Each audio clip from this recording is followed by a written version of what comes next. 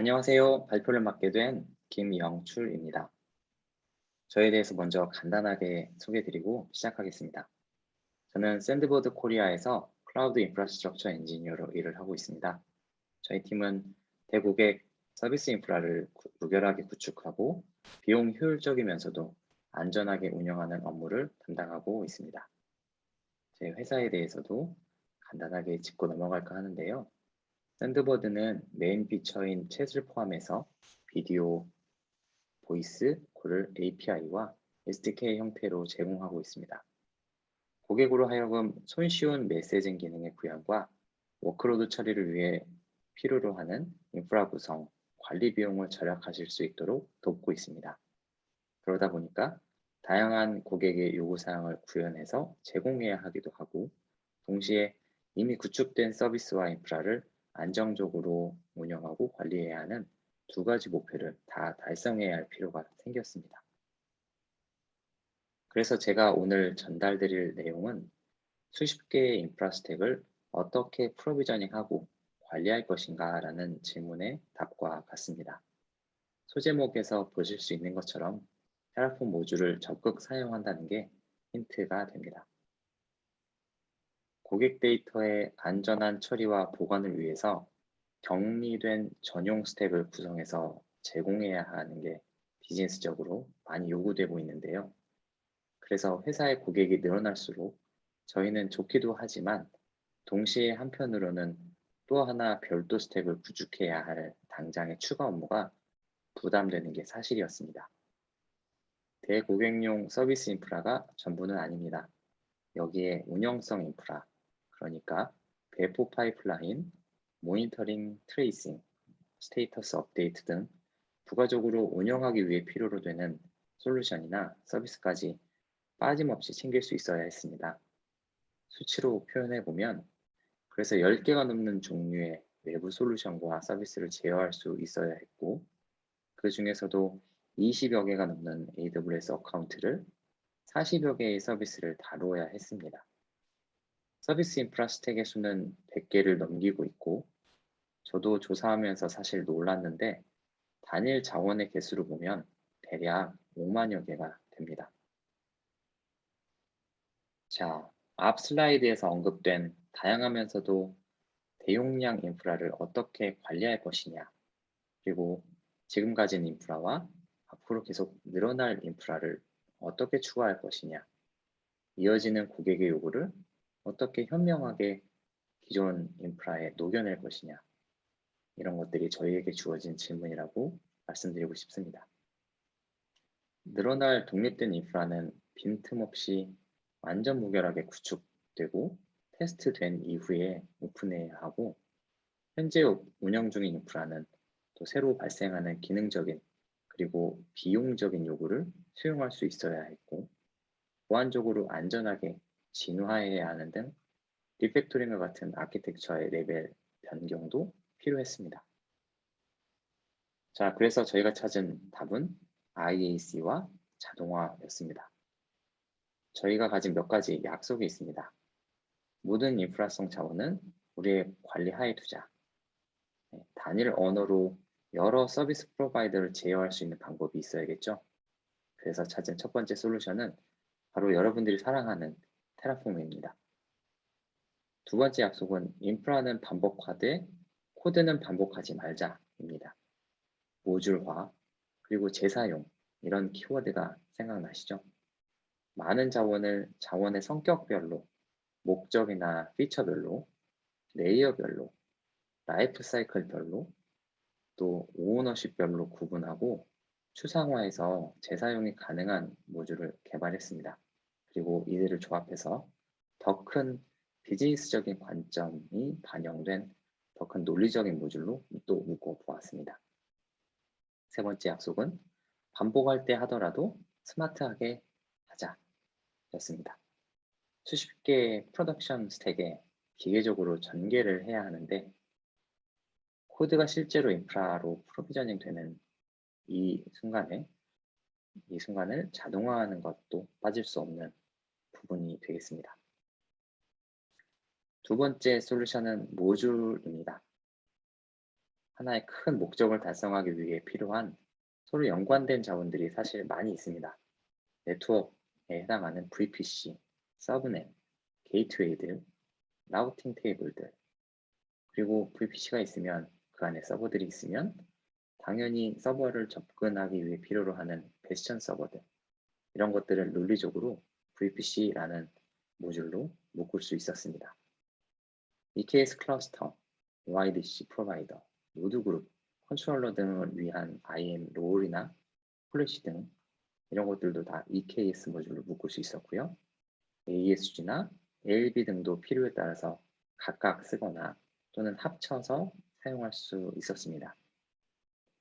이런 이곳저곳에서 재사용이 가능한, 그래서 외부에서 필요로 하는 플래그나 그 변수들을 때에 따라 주입받을 수 있도록 적절하게 잘 추상화한 모듈을 설계하고 구현하는 게 작지만 참 중요한 시작점이었습니다. 초기에 상당히 오랜 시간을 투자했던 기억이 저에게도 있습니다. 잘 준비된 재료로 이제 더 큰 무언가를 해볼 수 있겠네요. 이번에는 더 큰 규모의 컴포지션 모듈을 만들어 볼까 합니다. 저희 코어 컴포넌트를 구성하는 네스티드 모듈들인데요. 앞서 본 재사용이 가능한 모듈들을 합쳐서, 그래서 비즈니스적인 요구를 맞출 수 있는 만한 더 큰 덩어리의 모듈을 만들어 보았습니다. 하지만 요구사항과 상황은 항상 변하잖아요. 그 요구에 맞게 각 단위 모듈은 고유의 버전을 가짐으로써 각각 개선해 나아갈 수 있습니다. 이런 조합이 되겠네요. 각기 다른, 그래서 자유롭지만 논리적으로 조합되었을 때 큰 비즈니스 요구를 만족시키는 MSA와 같은 사상, 사실 유사한 맥락이라고 볼 수 있겠습니다. 이런 조합으로 비로소 워킹하는 컴포지션 모듈에 이름을 붙여줍니다. 버전 1.0 찍을 때는 참 기분 좋았고요. 내부에서는 이 대표 버전만 믿고 쓰면 되는 거고, 이 내부의 상세 구현이나 구성을 알 필요도 없고 또 알 필요도 없게끔 코드 관리를 해야 하겠습니다. 자, 잘 준비된 재료가 더 다양하게 많아졌으니까 이제 더 큰 무언가를 해볼 수 있겠습니다. 신규 고객을 위해서 스택 1이라는 이름의 스택을 구성합니다. 앞서서 준비한 몇 가지의 재사용이 가능한 단위 모듈, 또 컴포지션 모듈을 명세함으로써 우리는 하나의 새 고객을 맞을 완벽한 준비를 간단하게 끝낼 수 있습니다. 네트워크 모듈은 0.1 버전으로, 나머지 방금 전 코어 모듈 1.0 버전, 데이터베이스, 또 기타 운영에 필요한 자원들도 같은 방식으로 입맛대로 골라서 명세하면 끝입니다. 간단하죠? 자, 스택 1을 찍은 것처럼 스택 2, 스택 3, 그 기타 등등도 간단하게 코드를 복사하고 붙여넣고 그때그때 필요로 되는 피처들이나 플래그들, 사이즈들, 이런 것들을 간단하게 넣어주기만 하면 사진에서 보이는 것처럼 비슷한 구조의 집들을 이제 원하는 만큼 빠르고 안전하게 구축할 수 있게 되었습니다. 문제는 그 코드가 수십 벌 있다는 건데요. 여기서 세 번째 저희가 찾은 솔루션이 등장합니다. 이 코드들을 수십 번 테라폼 플랜 어플라이 해야 할까요? 물론 아니죠. 하나의 피처를 현재 가진 모든 스택에 빠르게 적용하기 위해서 이런 워크플로우 자동화를 도입할 수 있었습니다. 당시 저희는 비용적인 고려를 하지 않을 수 없었기 때문에 아틀란티스를 이용해서 해결했고요. 화면에서 설명하는 방법과 같이 작업합니다.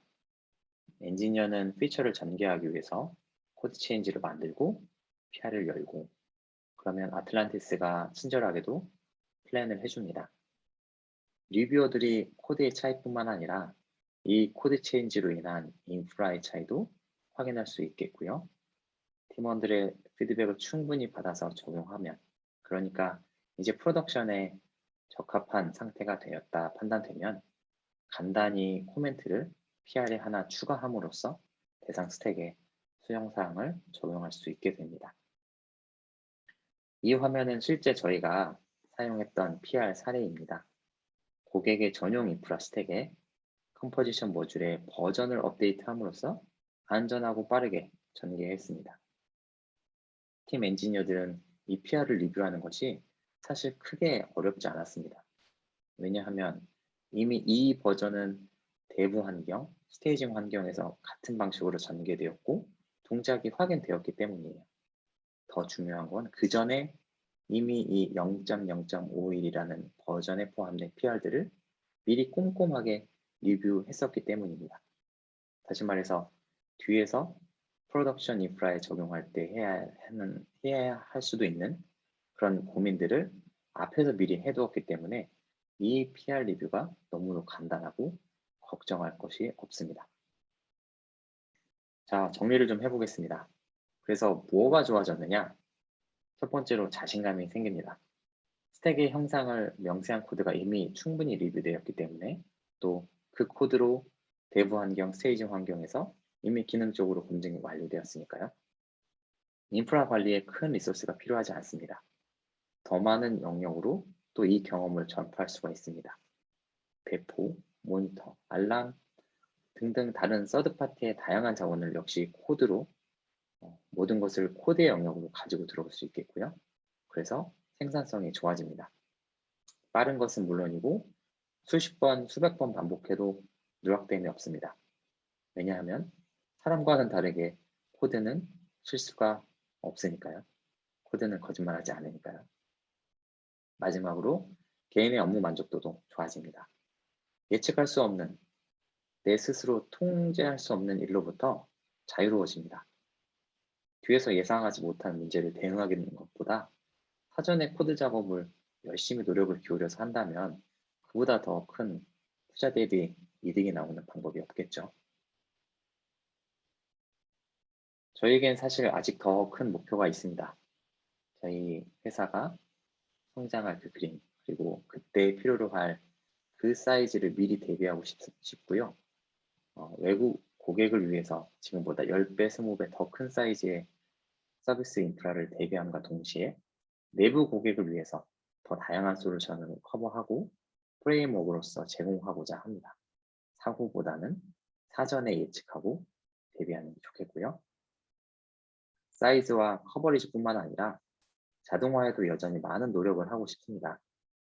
사진처럼 일은 기계가 하고 우리 사람들은 기계를 관리하고 점검하는 즐거운 일만 했으면 좋겠습니다.